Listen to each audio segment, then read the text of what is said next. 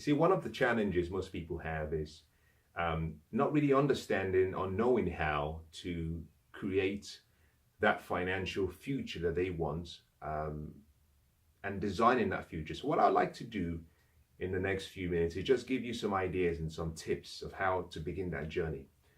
It's really simple. It's really simple. It's not easy, but it's simple. And the starting point begins with you. It begins with clarity of understanding. It begins with a confirmation of what you want. Now, understand something, that financial freedom and wealth is a subjective term. And we all have to define it in such a way that it is fitting with who we are, our lifestyle, and our desires, hopes, goals, and dreams. And what does that simply mean? That means that you have to decide what you want. No one can make that decision for you. Now, I'm going to use a number of assumptions as we go along to demonstrate how you can apply this in your life. The first assumption I'm going to make is I'm going to assume in this instance that you have already perhaps sat down and you know, maybe to an extent, what you spend on a monthly basis. Now, even if you do not know that, that's okay. Let me start with this. If you're going to create your financial future, then you've got to understand that that is what we call a vision. You're looking ahead towards the future. From your vision, you must develop that into what we call, or break that down into what we call a goal. From your goal, you must come up with a plan. A plan then must be split down into a strategy. A strategy must then be split down into what we call habits. And those habits will create results. Now, I hope you can see what I've just written, because this is so simple, but it's so powerful. A vision is where you begin. Now, if you want it to be really, really detailed, what you would see is that a purpose precedes your vision. Your purpose is your why. Your vision must then be converted to a goal. From your goal, you develop a plan. From your plan, you come up with strategy. So we're dealing with your why here. This is where you're trying to get to. Your goal is what you need to do. Your plan is also how you're going to execute this goal. Your strategy is how.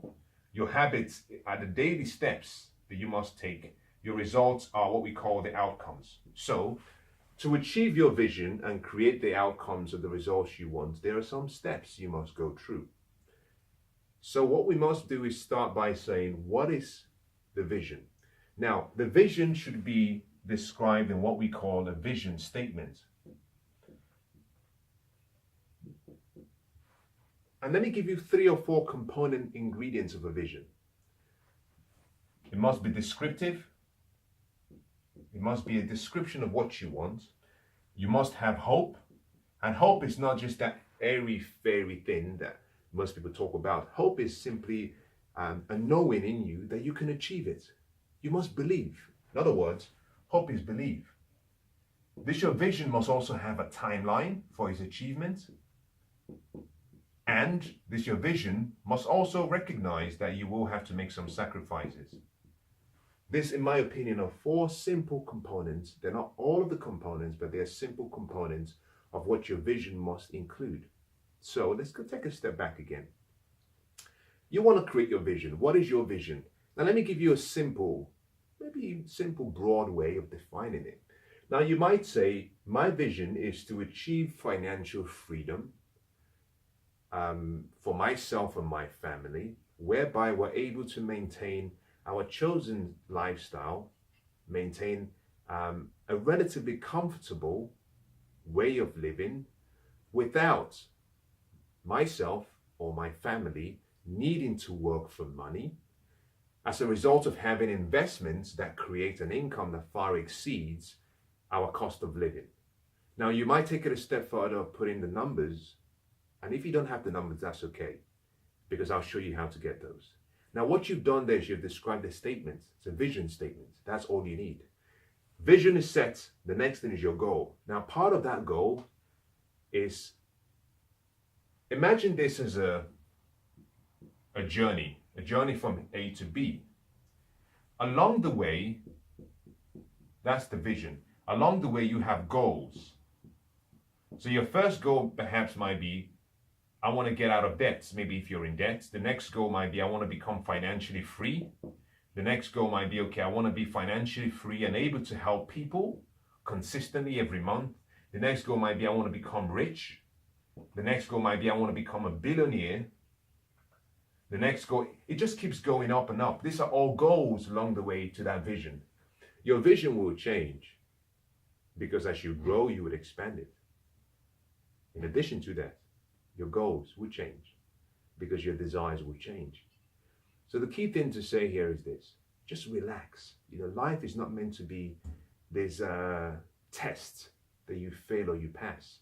This is your life. You get to choose. You see, we've been given this powerful, rare gift of choice, meaning that you don't have to live the next 10 years like you've lived the last 10. You can change. A goose can only fly south in the winter. And the reason is because it functions as a result of instincts. Now, instinct is perfect and it has no choice. You, on the other hand, we have a mind. We can choose. So the point I'm making here is this: don't get so fixed. Some people get so fixed about the vision of what they want and the goals and what they want that they are paralyzed by analysis. Just let it go.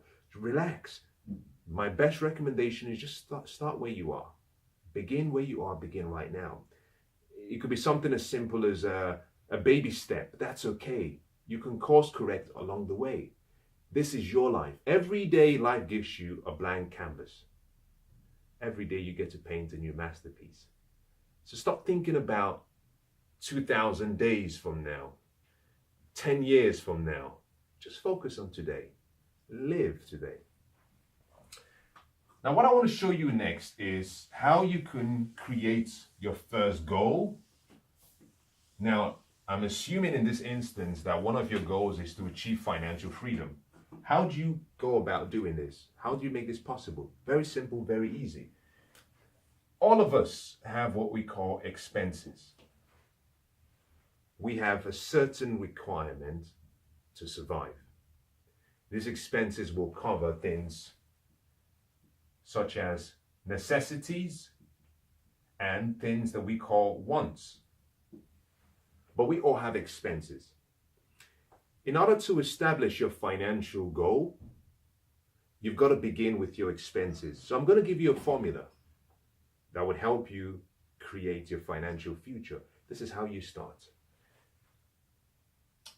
The first thing about financial freedom is the understanding that if you're going to become financially free, you've got to become a compulsive investor. You don't get wealthy by saving. But to become a compulsive investor, you must adopt a principle. The principle is simply that you have to be disciplined to live on less than you earn. To do that, you need focus. But the reason you do that is because you want to pay yourself first a portion of what you earn so that you can invest the rest. This follows a formula for wealth, and that formula simply says that wealth is created as a result of you earning. Taking the first thing you do after you earn is you invest. Once you've invested, now you can spend, but you spend based on a budget so that any surplus you create, you can save with the intention of finding opportunities to reinvest. This is the formula for wealth. The most important part of this formula is what you do after you're paid. Invest. That is the key. Now, with this formula, the question is, okay, I get it. How do I start? The first thing you must do is ask yourself, what do I need to live the life I want to live, whereby all of my expenses, all of my necessities are covered? What do I need? You have an expenses already. Wealth is not just about money. When most people think about wealth, they have a picture of money. That definition is not incorrect. it's incomplete. Most people have a picture of a bank account with so many zeros. Some people have a picture of a financial statement with so many assets. Again, it's all about money. It's not incorrect, it's incomplete. Life is measured in time. Health is measured in time because health is derived from life. Wealth is also derived from life, and therefore wealth must be measured as a function of time. However, wealth is measured in money as a function of time. What does this mean? It means that to be wealthy, you need income. The income you need must be income from investments or from assets or from leveraged sources. The income generated must be passive. This means that it will not require you investing your time. So, to be wealthy, you must have money as your servant and you as the master. In other words, money works for you. And it does that work through assets, investment, businesses, or through leverage sources. Before that money can do that, you have to accumulate a certain amount of money which you can invest, and the returns from that investment then pays you a certain amount of money, more than enough to cover your lifestyle. Now, I'll say that again. To become financially free, you need income from investments or from assets, from a business, from leverage sources. The income must be such that it's greater than your expenses. But in order to get that income, think about this way. To get that income, you need a golden goose. The golden goose should then be capable of laying some golden eggs. And these golden eggs every month is enough to provide you with your meal. That's the best way of describing it. So the question is, first, you have to understand, what do I need every day, every month, every year? And what do I need once I know what I need every year? What do I need to have? How do I get this golden goose? The golden goose produces the eggs. The eggs keep you alive. That is the simple way of describing it. So what I'm going to show you next is how to calculate your method, your means of going from a golden goose down to the egg. So we start again. Forgive me for having to clean this off.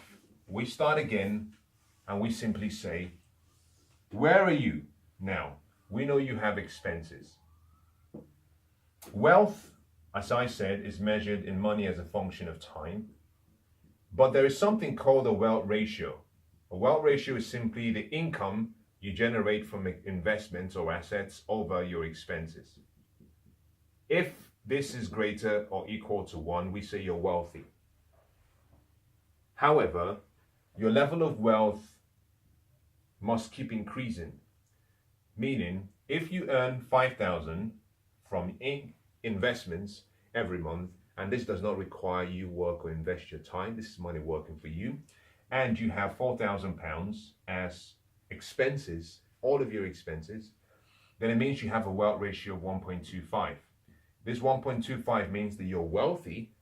Now, if those assets and investments do not stop generating income, and on the basis that your expenses never exceed your income, then we say you have a wealth that is infinite.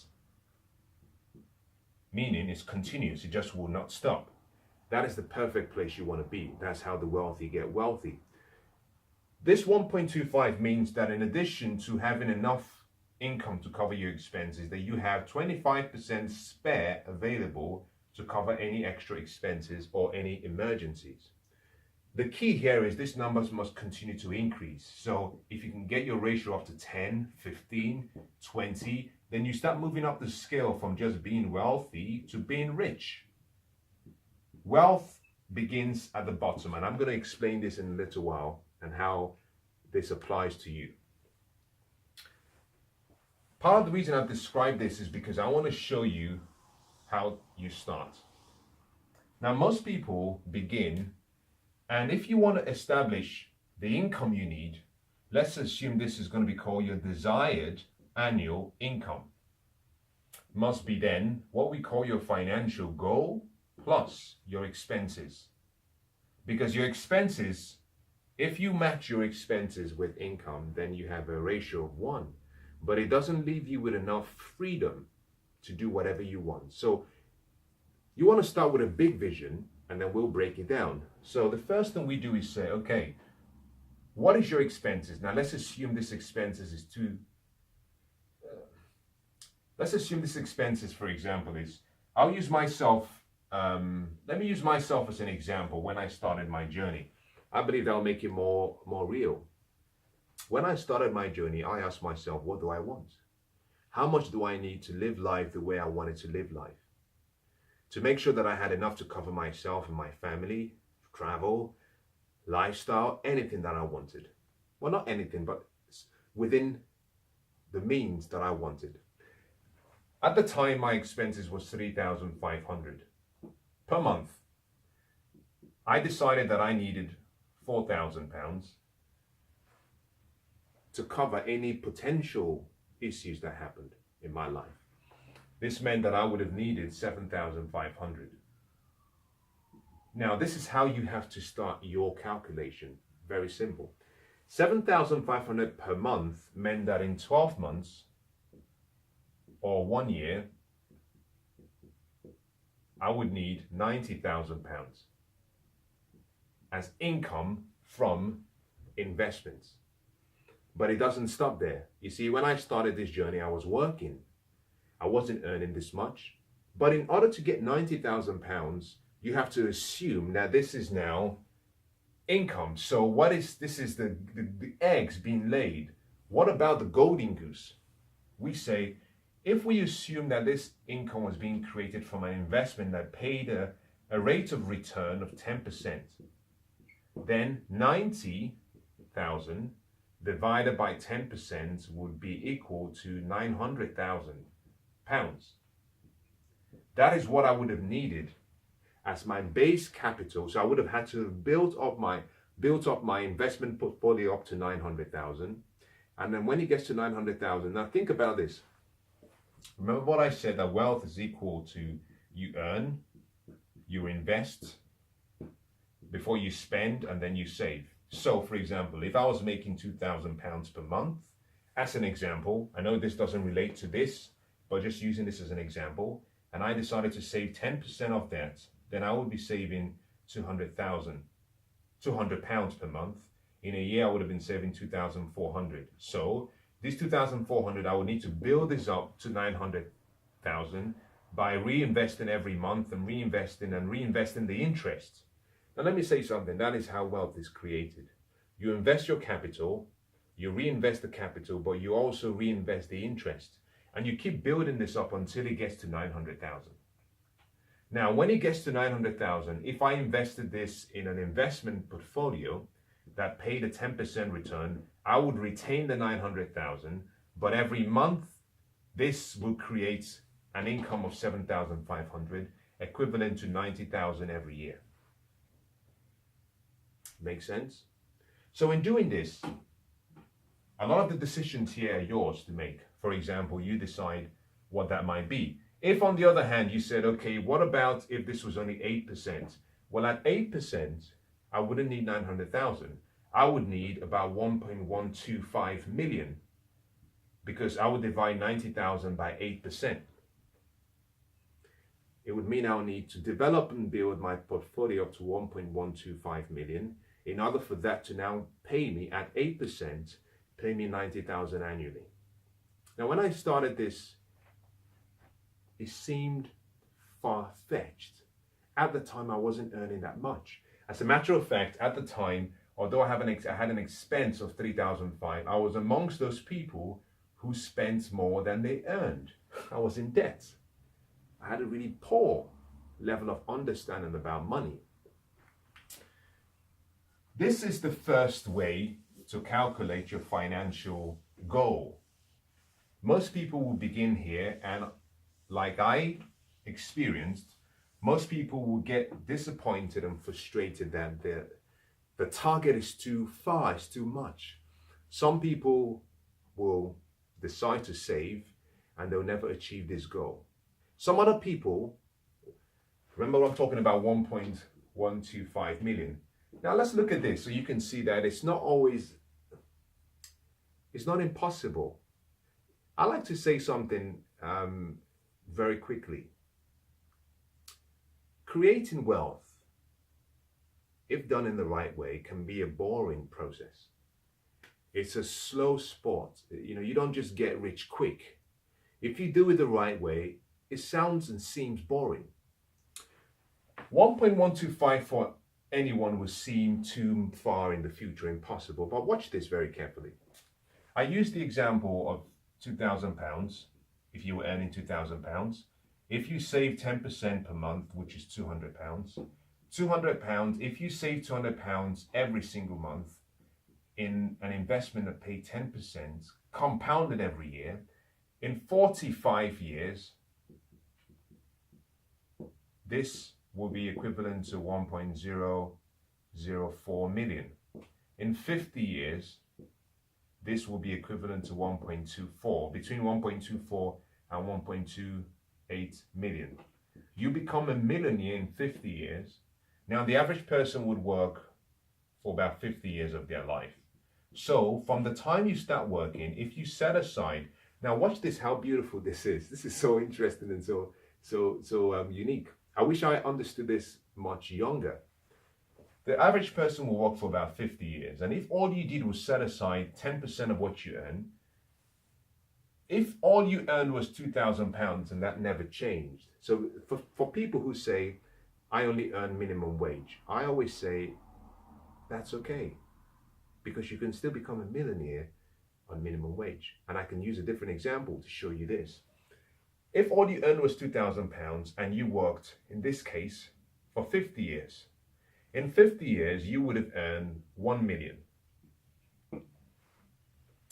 That's the total amount you would have earned. But if you took 10% of what you earn every single year and you reinvested it in a compounded investment that paid 10% return, at the end of the 50 years, you would also have 1.125 as an average million. So the 1.125, no, so you have 1.25. The 1.125 that we identified as your financial target is achievable. This would mean that by age 65, now watch this. If we were to just assume this was 1.25 million, if you found an investment that paid you 10% every single year, this will pay you £125,000 every single year, meaning you would be getting about £10,000 plus every single month. Compare this £10,000 to £2,000. So by retiring, by investing smartly, when you retire, you'll be earning much more than you earn all of your life every year. And in addition to that, your 1.25 million will stay fixed because you're simply keeping the golden goose and eating the eggs. Now, most people start the process and they say, the 1.125 is too big. I understand that. Me, I do not think you have to wait for 50 years to become financially free. I achieved mine in less than 5 years. I studied for about 3 years. Then I started applying the principles. In less than 5 years, I was financially free. The question is, how? Very good question. I'll show you how. But first of all, I'll show you how you can make the journey easy for you. The important thing in my case wasn't the how. The question was the why. What was my purpose? Why did I have to? You see, because if you have a strong enough compelling reason, you can endure the how, you can endure the what. You can endure the sacrifices, because there will be sacrifices. If you're not willing to pay the price, you don't deserve the promise. It's really that simple. The question is, are you willing to pay the price? I went back to the drawing board. Remember the first time I said I needed 7,500 per month. I couldn't afford to do this because it was too much. So I went back to the drawing board and I said, My why for achieving financial freedom was much greater. I said, I have to sacrifice something. I made a decision that I would change. And I said, okay, well, let's forget the £4,000 that I thought I needed as contingency. And let's simply focus on the $3,500 to cover my expenses. At $3,500, what I had made the decision in my mind was simply that if I had income that was the same as my expenses, then I'll have a wealth ratio of 1. Meaning the income from my investments was enough to cover my expenses. That would make me financially free. Because the key here is this: I was looking for time and money freedom. I knew very well that if I was to create this wealth ratio of 1, I would gain back all of the time that I needed. That would then allow me to rechannel my time to creating what we call multiple sources of income streams. And that would help me increase my wealth ratio. So I needed time and money freedom. So what I did is I said, if I needed $3,500, this was equivalent to approximately £42,000 per year as income. If this was in an investment that paid 10%, then I would have needed $420,000. If this was 8%, then I would have needed $520,000. Again, this was too much. I didn't have that much money. This would have meant that I would have had to invest for a really long time. Remember that I wasn't earning much, and using this equation,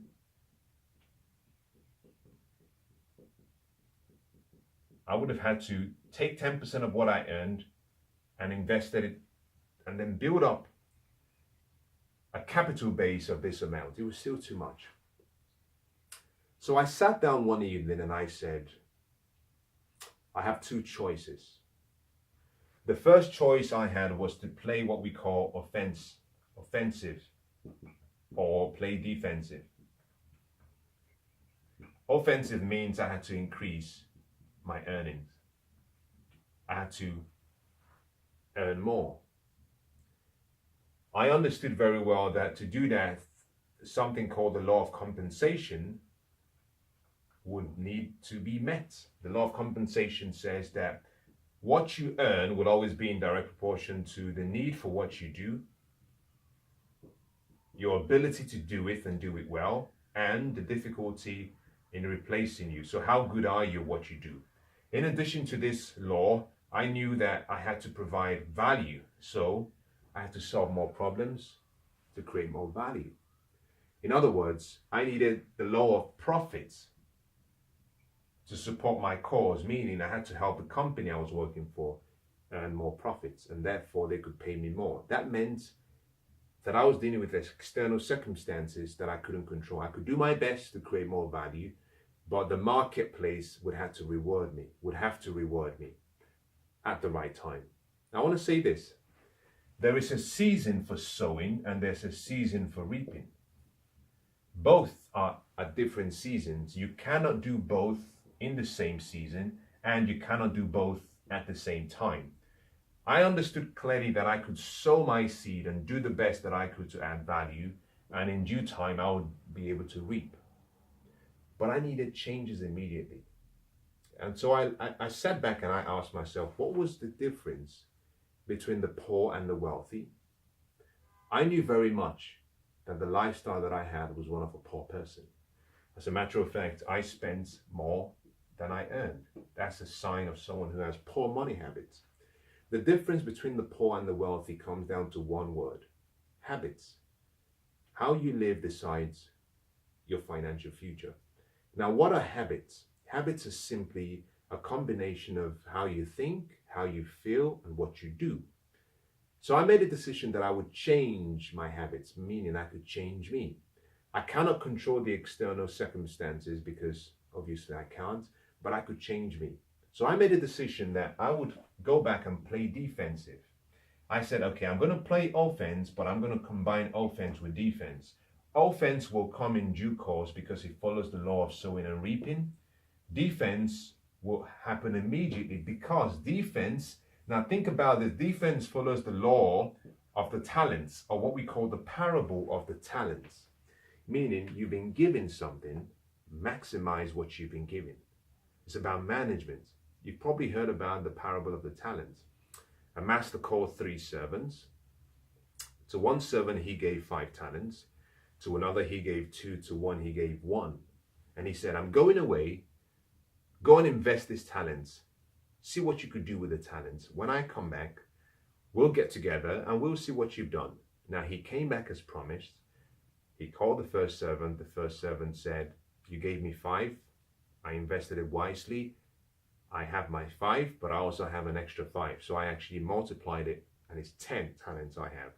Now, most people listen to the parable of the talents and they don't really understand the significance. A talent back in those days was a weight of gold. It was about 50 kilograms of gold. In today's money, a talent in today's money was equivalent to 1.5 million, because effectively 50 kilograms of gold, the current exchange rate is about 30,000 pounds per kilogram. So the first servants got 7.5 million in today's currency. The second servant got 2 talents, so he got 3 million. And then the last got 1 talent, so he had 1.5 million. That's a lot of money. Now the second servant, when asked, said, I took the 2 talents you gave me, I multiplied it, and I have 4. The master was excited with the 2 servants. Now the last one, he said, what did you do? And the last servant said, I took what you gave me and I buried it. Burying is another word for saving. It's another word for saying I didn't maximize what you gave me. So I knew in my heart that I had to play defense, and that meant I had to become a better manager. So what I decided to do was I decided that whilst I was going to work hard to earn more, that I was also going to try and live within my means. So I decided not only was I was spending more than I earned, I decided I was first of all going to get my expenses to be the same as my income, and then I would reduce that so that my expenses was less than my income, which would allow me to invest more. This meant that my expenses at 3,005 was too much. So I sat down and I looked at all of my expenses and I asked myself a simple question. Which of these expenses here are necessities and which are wants? The necessities I had to keep. The wants I split into 2 groups, 3, and the second was necessity wants. So luxury items that I bought that I didn't need, the shoes, the cars, the bags, and all of the other accessories that I didn't need. I wanted them, but I didn't need them. You know, there were things that I bought and I only wore once in an entire year. It's just a waste. My necessity wants were things that I needed, basic entertainment. So I decided to eliminate my luxury wants on a temporal basis. And I went through my necessity ones and I only kept the ones that were really important. This meant that I was able to reduce these expenses down to 2,500. So at 2,500 then, going back to the same process we used earlier on, at 2.5, in 12 months, I needed 30,000. At 10% in an investment, I would have needed 300,000. If this was 8%, then this would have meant that I needed about 380,000. Now, compare this to the 1.125 million at the start, which I needed because I wanted 7.5K, or compare this against when I needed 3,500, meaning I needed 420,000. Can you see the difference? This became more realistic. This meant that I had a goal now of developing my portfolio up to 380,000, finding an investment that would pay 10% or 8% as the minimum, so that it created 30,000 pounds. By 30,000 pounds, I would have a wealth ratio of 1, meaning I'll be financially free. I would get back time and money freedom. I can then channel all of my time into now creating other multiple sources of income. This is how you build your financial vision. So what I now had was I had a vision complete. What was my vision? My vision was financial freedom. What was my goal? To create a portfolio, build my portfolio up to about 320,000 and then invest it at 10% rate of return, so that, or 8, so that it gave me at least £30,000 every year, which would give me about £2,500 every month. This became my goal. Remember when I started, I had the list of things that ran down here. I said purpose, vision, goal, your plan, strategy. After your strategy, habits. Now I had my goal set. The next thing I had to then do was find a plan. Now I'm not going to go into the plan and the strategy I used in this video, but that is the next stop, and that is what I'm going to share with you next. I hope this has been useful. What I want you to do is I want you to don't just listen to this and say, well, I kind of get it. I want you to sit down. Sit down and take advantage of some of this information. I want to hear from you. I want to see some progress on your part. Sit down and work out what your expenses are. Make a vision statement. Develop a breakdown of what your goals would be. Come up with a financial target in terms of a goal. And then in the next video that I'm going to produce, I'm going to show you the plan that I took and what I did. I'm also going to show you other options and strategies. And part of the reason I want to do that is because I don't want you to copy what I did. Part of the reason for that is because I'm different from you. I want you to choose an investment path that fits your lifestyle. Now, I'll give you a good example of one of the things I learned very well. You know, Warren Buffett said that the first rule of investing is never to lose money. And the second rule is never to forget rule number 1. And what I've found is that you would only succeed in an area that you have an interest in, that you have a passion for. So there are so many investment vehicles out there, or investment options. I don't really enjoy them. And because of that, I don't know a lot about them. So I tend to stick to what I know. I tend to stick to what I have an interest in. I tend to stick to what I want to learn more about. I'm doing this myself. On the other hand, if your decision is to use advisors and managers and financial planners, that's okay. That way you can rely on the expertise of someone else. You're using leverage, that's okay. In my case, I like to do my investments myself. I rely on wiser people to guide me, but I want to make the decisions for myself because I want to retain control. I want to make my decisions and retain control. So I hope this has been useful. Take the ideas and hopefully it's able to guide you towards perhaps moving in the direction of your financial dreams. I want to wish you the best, whatever your decision might be. God bless.